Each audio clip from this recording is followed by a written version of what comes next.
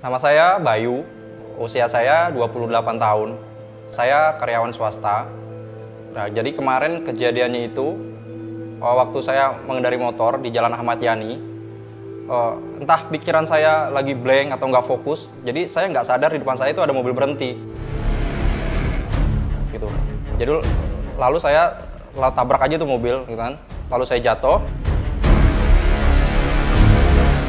Dan saya ketiban motor. Lah itu saya udah setengah sadar ya. Udah setengah sadar, saya nggak tahu lagi sekeliling saya itu kayak apa. Pokoknya semua terasa gelap. Agak gelap, agak remang-remang. Lalu yang saya rasain itu kaki saya tuh sebelah kanan tuh sakit gitu kan. Kaki saya sakit, nggak bisa digerakin sama sekali gitu. Entah itu saya udah pasrah sih sebenarnya, udah nggak tahu arahnya kemana. Terus tiba-tiba ada orang yang datang nolongin saya gitu kan. Dia angkat saya, dia bawa saya, dia bopong saya ke ruko depan, ke ruko seberang.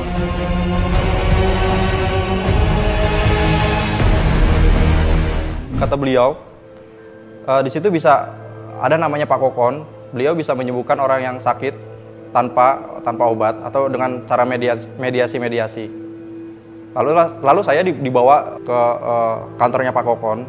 Kebetulan memang waktu itu masih pagi, kantornya belum buka gitu. Jadi saya dibawa masuk, langsung saya direbahkan gitu, langsung datanglah Pak Kokon. Beliau awalnya sebelum melakukan mediasi, jadi saya disuruh untuk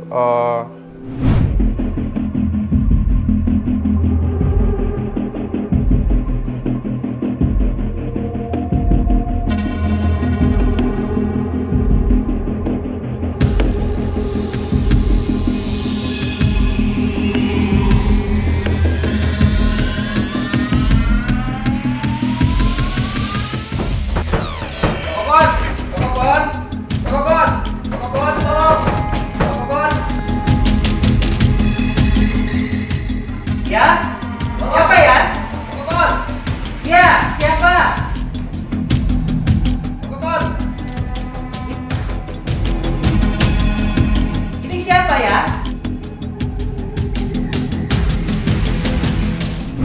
Ya, tadi saya lagi menulis daripada jawaban-jawaban yang saya harus berikan setiap hari kepada pasien-pasien saya melalui WA share. Nah, kebetulan pada saat saya menulis daripada salah satu pasien bagaimana syarat mereka untuk berdoa, kemudian pantang makan, dan kemudian apa yang harus dia lakukan pada saat untuk menggerakkan daripada semangat hidup dia, kemudian penyakit dia, apa yang harus dia lakukan mengenai cara olahraga dan hidup sehat. Tahu-taunya ada yang gedor-gedor pintu. Ada seorang pasien mendadak yang saya tidak kenal, baru saja kecelakaan di suatu daerah yang dibawa oleh temannya, dan temannya itu juga bukan sahabatnya, hanya orang yang menolong dari jalanan, di lalu lintas di jalan. Itulah yang menggedor-gedor pintu untuk meminta pertolongan di tempat saya. Karena saya memang saat kalau saya ada di tempat, saya selalu membuka pintu kepada siapa saja, baik yang saya kenal maupun tidak kenal, untuk melakukan penyembuhan antara dia dengan Tuhan dia. Ya, dalam keadaan setengah sadar, saya diangkat oleh seorang, kayak seperti itu, bapak-bapak umur sekitar 45 tahun. Saya nggak kurang sadar gitu, dia bawa saya ke ruko seberang.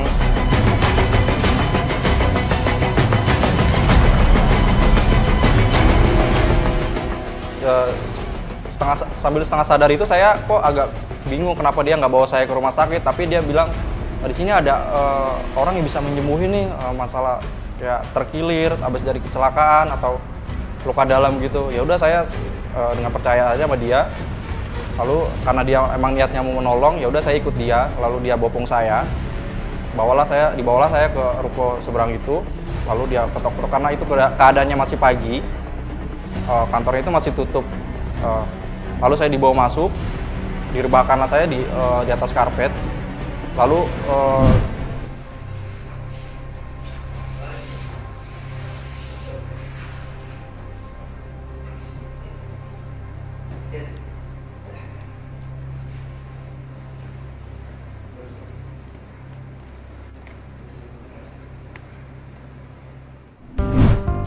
jadi pas saya dibopong pun di jalan, karena saya agak setengah sadar dan kaki saya pun terasa sakit banget, itu saya jatuh gitu. Jadi kayak tertatih, terus saya jatuh, lalu diangkat lagi oleh bapak itu, kan? Langsung saya dibawa lagi ke ruko tersebut. Setelah di dalam, saya direbahin di karpet gitu kan.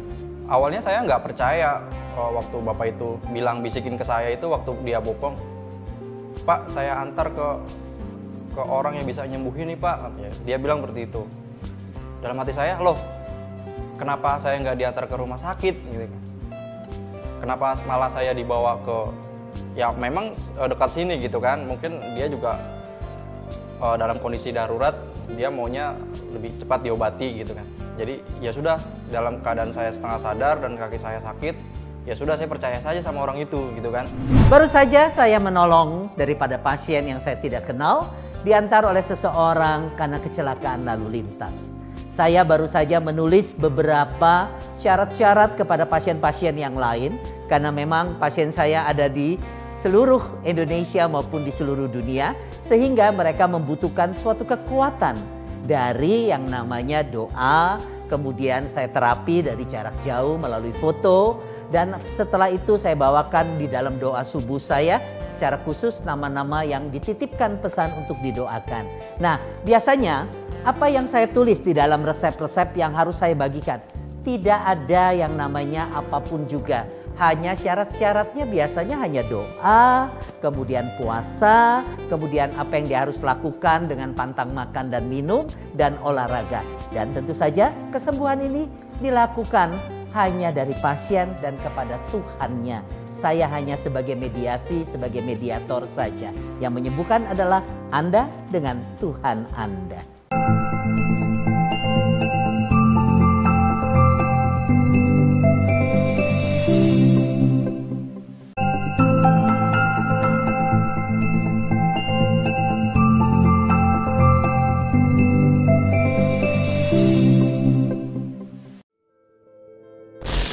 Jadi pas saya datang ke sini itu, yang saya rasain itu kaki saya sakit gitu kan, kram, mati rasa, pokoknya mati rasa. Terus bau saya itu kayak ketarik semua gitu, leher saya itu sakit gitu kan, udah nggak bisa digerakin gitu kan. Sampai saya pikir, ini saya kalau nggak cepet-cepet ditolong gitu, atau sampai terlambat penanganan, mungkin saya akan lumpuh gitu kan. Atau mungkin kalau operasi saya harus ada diamputasi gitu. Nah itu saya nggak mau gitu. Makanya bapak itu cepat-cepat tolong saya, angkat saya ke sini gitu kan. Memang waktu saya ngendarain motor itu memang saya nggak fokus gitu.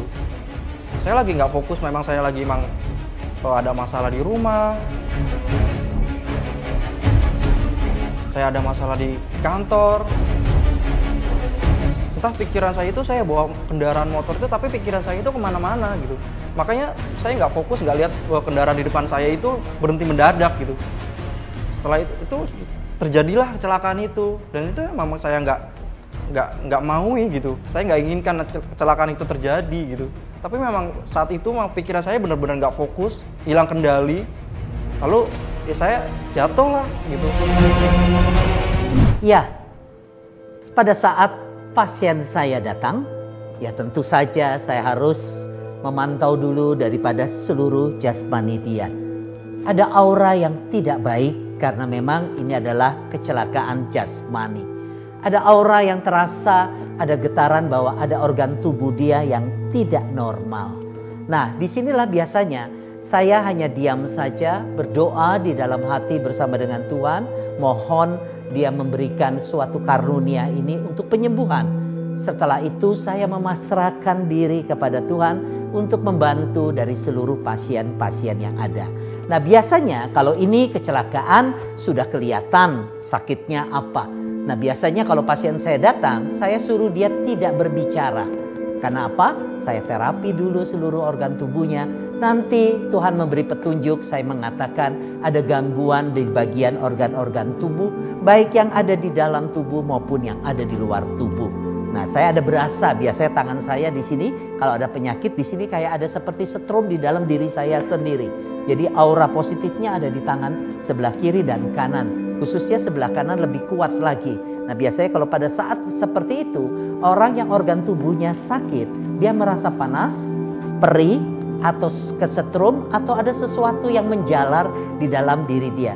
Yang paling penting dari penyembuhan ini, tidak ada yang lain dari obat-obatan dan lain-lain.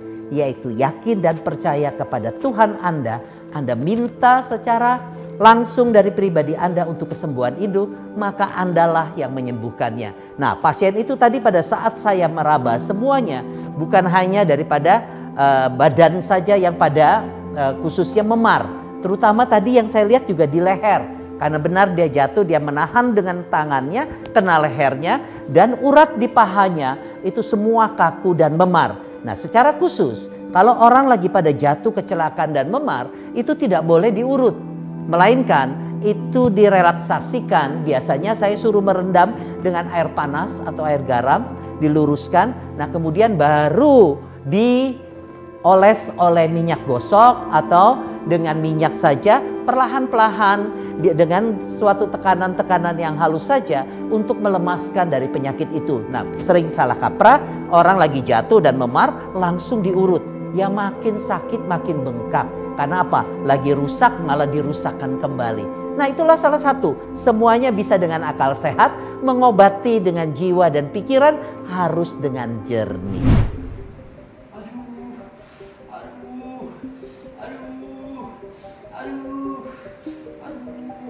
Wah, ada apa nih? Kenapa, Dek? Kenapa? Pak, sakit kaki saya, Pak.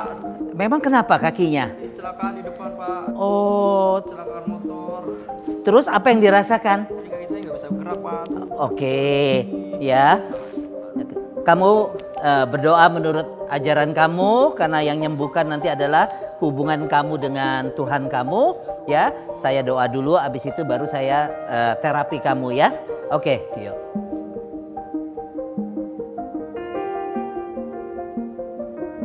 Oke, saya mulai dulu ya. Ini kepalanya kelihatannya kayaknya kena ya? Iya, Pak. Aduh, ini sakit leher saya, Pak. Aduh.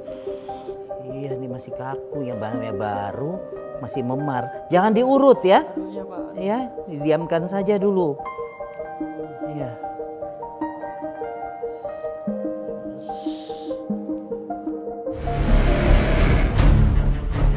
Wah, waduh, kuat banget tenaga kamu. Iya. Nah, ini yang sakit ini kaki. Hah? Apa yang kamu rasain? Panas. Terus apa lagi? Ada yang jalan seperti ini? Hah?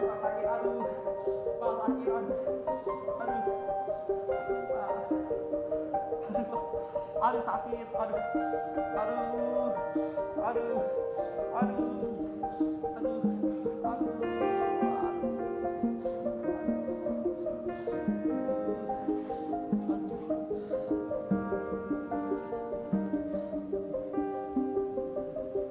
Gimana? Enak kan? Hah? Ada yang dirasakan? Apa yang dirasakan? Menjalar.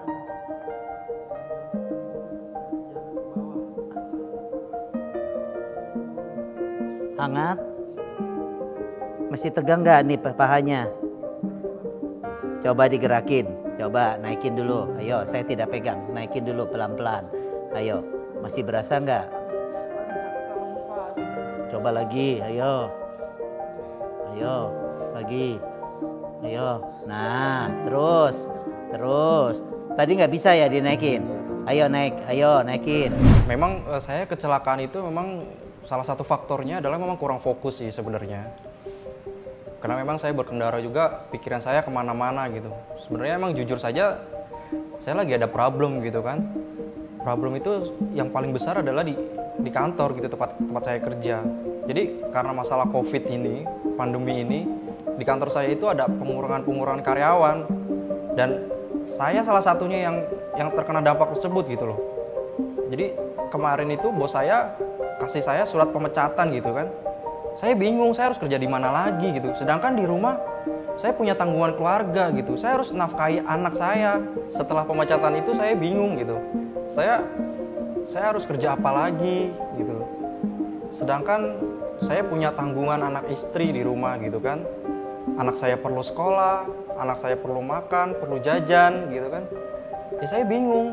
Di masa-masa pandemi ini kita mau kerja apa lagi? Cari kerja pun susah ya kan. Lalu untuk usaha apa yang sekarang mau jalan itu susah gitu. Orang lain kebanyakan tuh lagi tahan diri gitu kan, nggak buka lowongan kerja. Saya bingung gitu kan. Jadi karena masalah-masalah itu, jadi yang buat saya nggak fokus tuh ya karena itu gitu. Karena tanggungan saya, karena problem-problem saya, ya terutama karena pemecatan itu gitu. Saya masih ngerasa belum siap. Jadi itulah yang buat saya kehilangan fokus dalam berkendara, sampai akhirnya saya menabrak mobil yang di depan gitu, karena memang saya hilang fokus. Ya, secara khusus pada saat saya terapi, pasien yang tadi jatuh kecelakaan, saya selalu biasanya memulai terapi itu dari mulai kepala dulu bagian depan. Nah, saat itu ada suatu energi yang negatif yang saya dapatkan, yaitu apa? Dia kenapa kecelakaan? Dia lagi pusing, dia kena PHK. Sehingga pada saat itu dia melamun. Nah, pada saat melamun itulah terjadilah musibah yang dia tidak inginkan. Nah, sehingga energi yang negatif yang dia bawa itulah yang menyebabkan dia jadi kecelakaan. Nah, mulailah saya meraba dari mana apa daripada organ-organ tubuh dia yang kena memar pada saat kecelakaan. Saya mulai dari kepala tadi, saya lihat juga sebelah kiri di kepala dia ada suatu memar. Dan kemudian saya mengalirkan energi positif kepada dia. Tentu saja energi ini dari kekuatan tangan, tentu saja dari kekuatan doa, bukan dari hal yang lain. Karena saya selalu bertumpu kepada Tuhan, selalu memohon meminta kesembuhan dari pasien saya. Nah, selesai dari itu saya bertanya, adakah energi yang dia dapatkan? Benar katanya, seperti ada yang mengalir di kepala dan panas.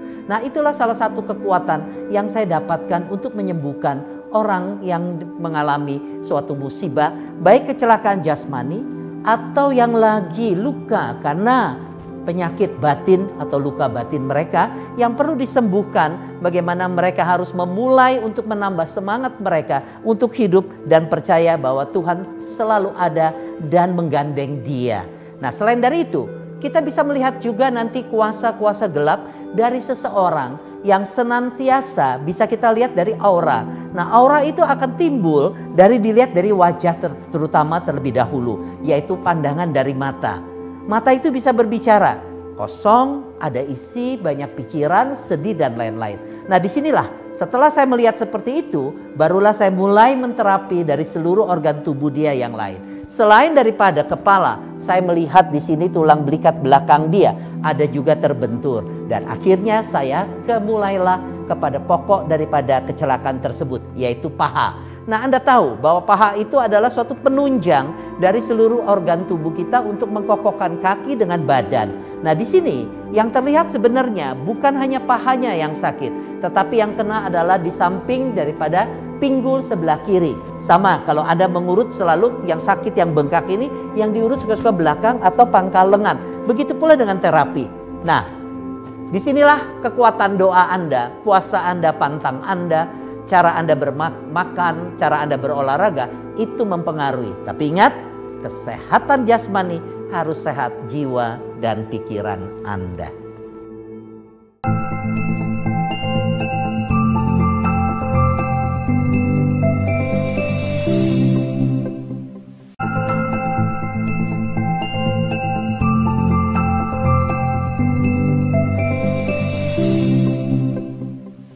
Jadi pas saya datang ke sini itu yang saya rasain tuh masih kaki saya masih kram, masih mati rasa.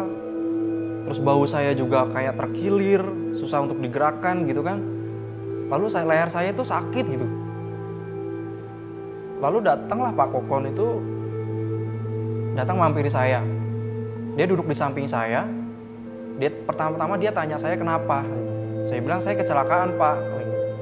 Saya kecelakaan di depan. Saya nggak fokus, saya tabrak mobil. Lalu beliau menyuruh saya untuk berdoa.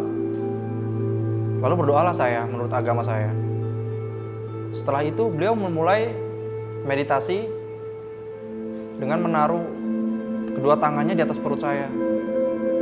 Nah, pada awal itu saya langsung ngerasa perut saya itu hangat gitu. Perut saya hangat gitu, kayak ada energi yang masuk gitu, kayak ada yang bergerak di perut saya gitu. Terus lalu beliau naik ke dada saya, ke bahu, langsung dia menyentuh leher saya karena memang terasa sakit. Waktu beliau menyentuh leher saya itu, yang saya rasain itu kayak makin ketarik gitu, urat saya itu kayak ketarik gitu. Nah, lalu saya di bahu sebelah kanan saya itu saya ngerasa sakit gitu kan. Terus Pak Kokon mulai meditasi di bahu kanan saya di sini. Jadi seakan-akan kayak ada aliran darah gitu. Kayak aliran darah jalan ke tangan saya. Lalu lama-lama hangat, lama-lama panas tuh. Langsung saya kayak ngerasa gak kuat gitu sama panasnya itu, sampai saya berontak gitu mengempaskan badan Pak Kokon. Lalu di situ terlihat si Pak Kokon itu kayak terempas gitu, agak jatuh gitu. Di situ saya ngerasa kayak bersalah juga sih sebenarnya. Lalu Pak Kokon mulai lagi meditasi ke paha kanan saya yang terasa sakit. Yang sebenarnya sumber utamanya sakit itu adalah di paha kanan saya gitu. Lalu mulai di situ ada aliran lagi, terus lalu panas lagi, sampai lama-lama tuh agak hangat. Lalu mulai agak enteng, kaki saya itu udah mulai bisa digerakkan gitu kan. Lalu si Pak Kokon mulai untuk menyuruh saya untuk menggerakkan kaki ke sebelah kanan untuk naik ke atas turun gitu kan, turun naik gitu. Selalu saya gerakan gitu, naik perlahan-lahan, lalu turun lagi, naik lagi. Lalu pas udah agak mungkin naik agak tinggi itu otot saya tuh agak ketarik dan itu sakit sekali gitu. Lalu di situ saya berontak gitu. Aduh. Iya, tahan. Ya udah, mana temannya? Ayo, mana temen yang tadi yang bawa? Ayo, kemari, yuk bantuin, pegangin ya, biar dia diam. Yo, biar dia diam. Yuk, biar dia diam. Ayo.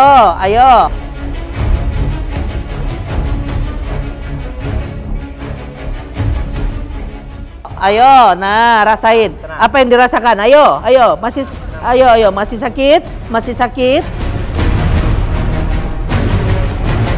Ayo lempengin, sekarang kakinya lempengin. Nah, coba naikin lagi. Nah, sekali lagi. Ayo 3 kali, ayo luruskan lagi. Ayo lurusin lagi. Ayo, saya tidak pegang, kamu lurusin. Harus percaya ya. Harus percaya ya, penyembuhan itu dari Tuhan ya. Ayo, yuk lagi. Nah.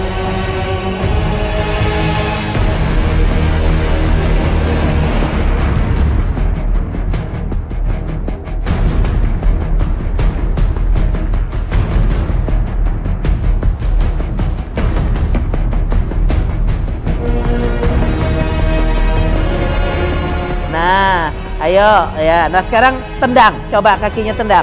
Iya, naik. Iya, bagus. Nah, tendang yang keras. Coba 2 kali. Yuk, tendang. Iya, alhamdulillah. Yuk, lagi. Ayo. Yuk. Lagi.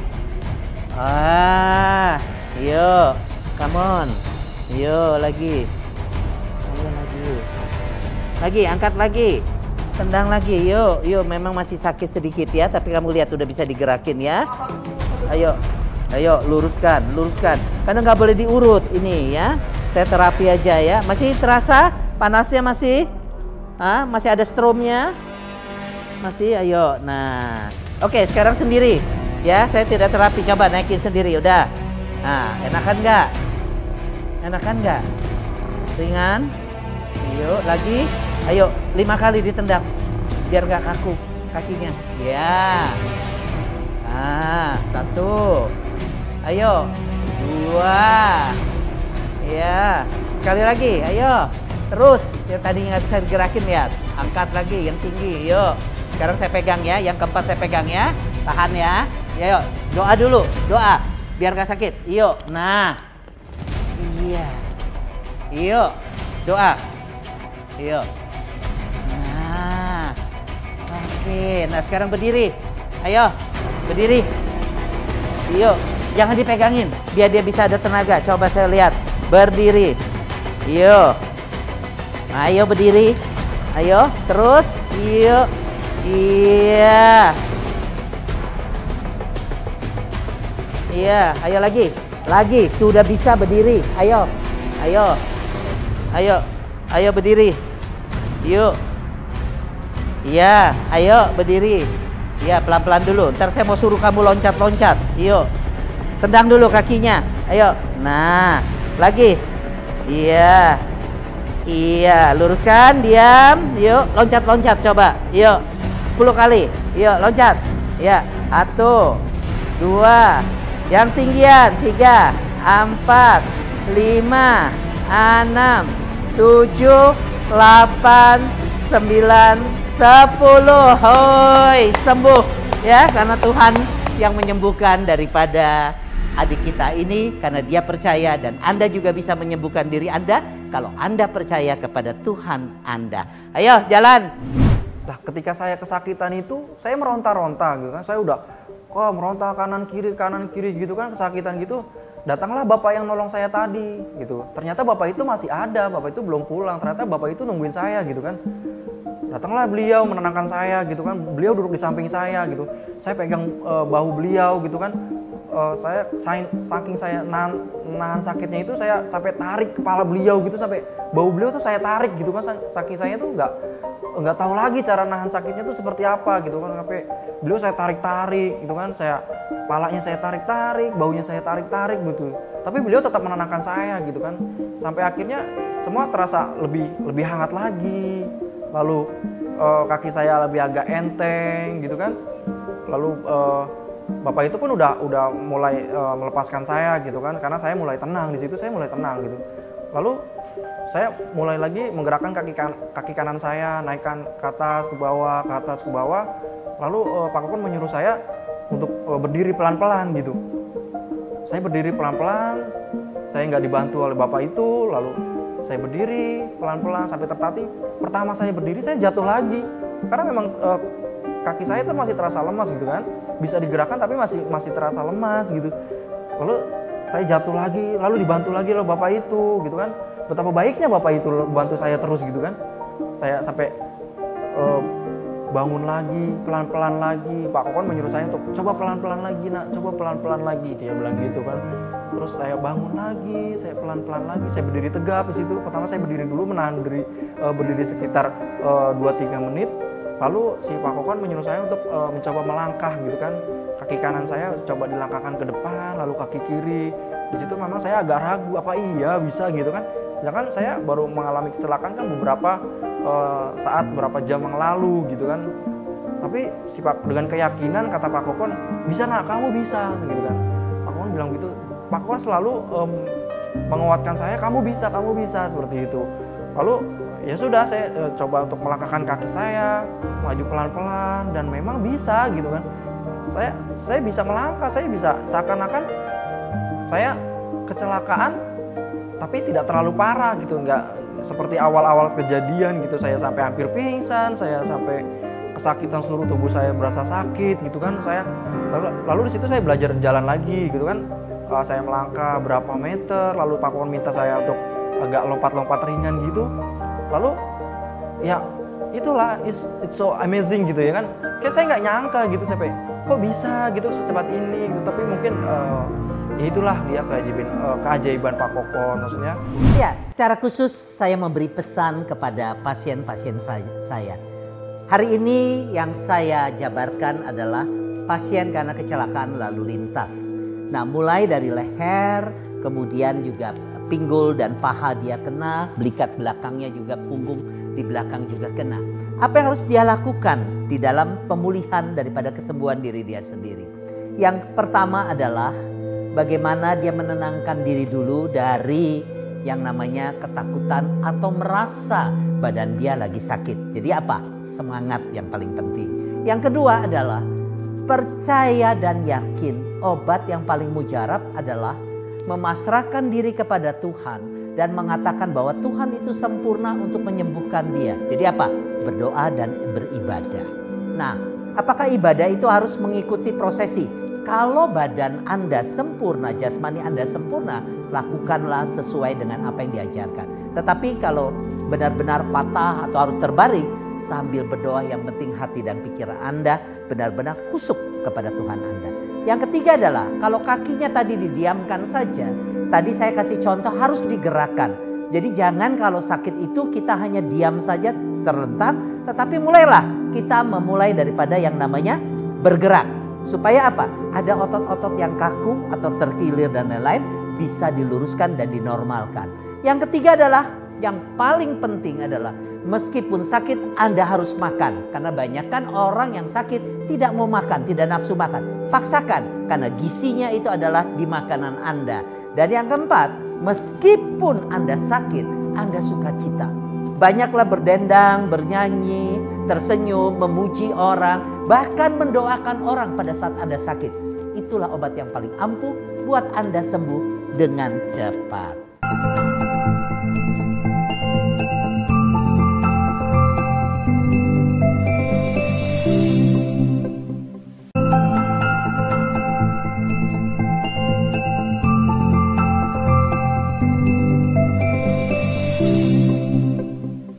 Jadi atas kecelakaan ini saya jadi banyak belajar, ya kan?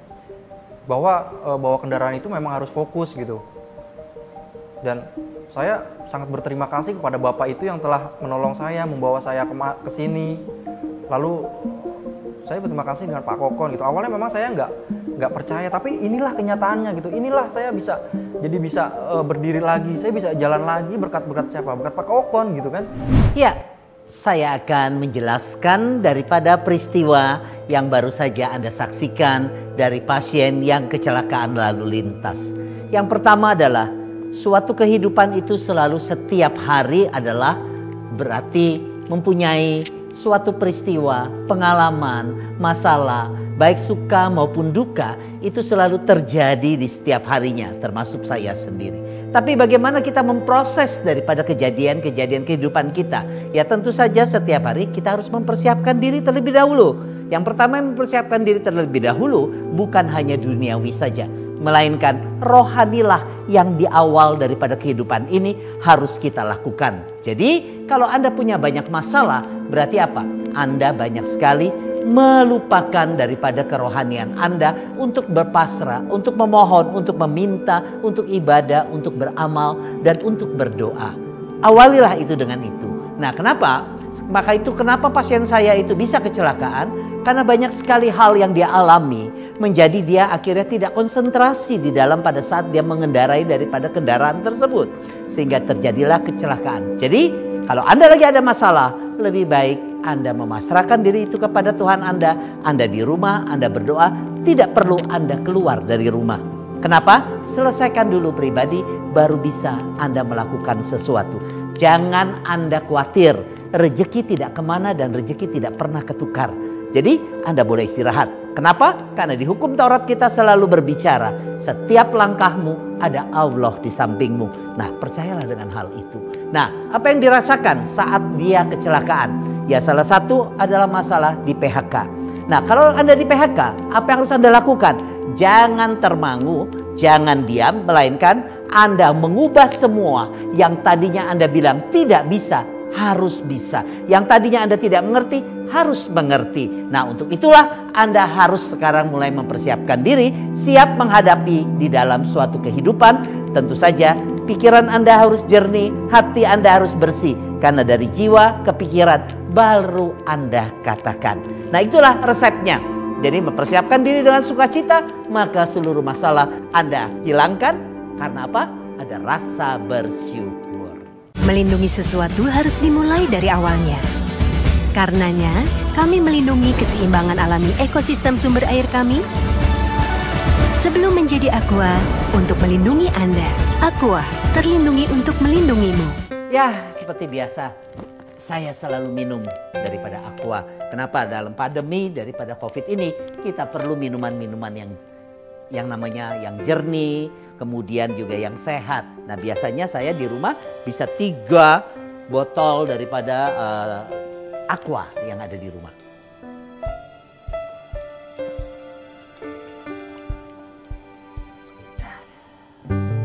Momen ini dipersembahkan oleh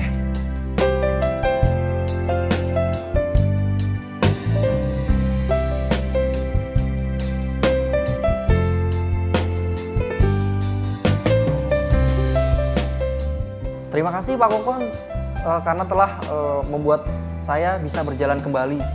Terima kasih Pak Kokon, terima kasih.